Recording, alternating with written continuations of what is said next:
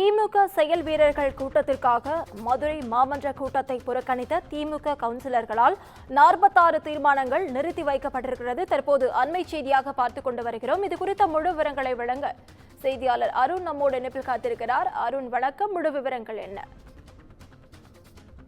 நவீனா, மதுரை மாமன்ற கூட்டத்தில் பெரும்பான்மையான உறுப்பினர்கள் பங்கேற்காத காரணத்தினால் 46 தீர்மானங்களானது தற்போது நிறுத்தி வைக்கப்பட்டிருக்கிறது. இன்றைய தினம் 39வது மாமன்ற கூட்டமானது மதுரை மேயர் இந்திராணி தலைமையில் நடைபெற்று வருகிறது.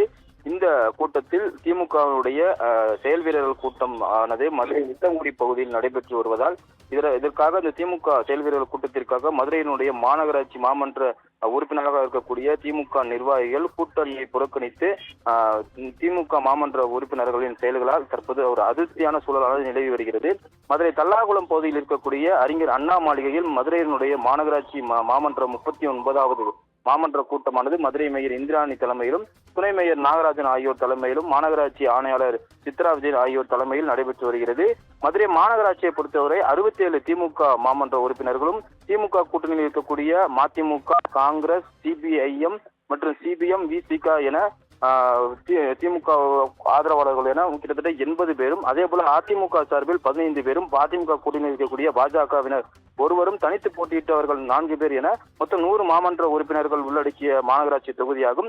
இன்றைய தினம் 39வது மாமன்ற கூட்டமானது நடைபெற்று வரக்கூடிய நிலையில் இந்த கூட்டத்தில் மாநகராட்சி ஆணையாளர் சித்ரா விஜயன், துணை மேயர் நாகராஜன், மண்டல தலைவர்கள் மற்றும் மாமன்ற உறுப்பினர்கள் உள்ளிட்டோர் பங்கேற்றனர்.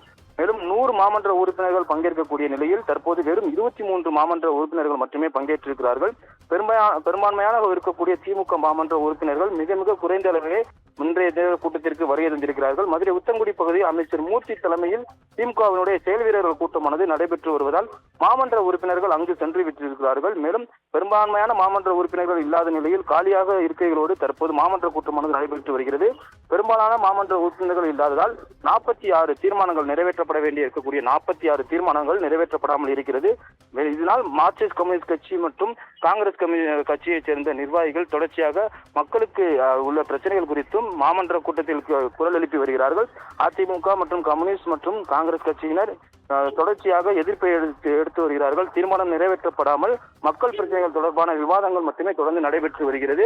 வரக்கூடிய ஜூன் 1ஆம் தேதி திமுகவுடைய மாநில பொதுக்குழு கூட்டமானது நடைபெற இருப்பதால் அதற்கான செயல் வீரர்கள் கூட்டம் தற்போது நடைபெற்று வருவதால் அனைத்து மாமன்ற திமுகவை சேர்ந்த மாமன்ற உறுப்பினர்கள் அங்கு சென்றிருப்பதால் மதுரை மாநகராட்சியினுடைய மாமன்ற கூட்டமே காலியாக இருக்கிறது. நவீனா,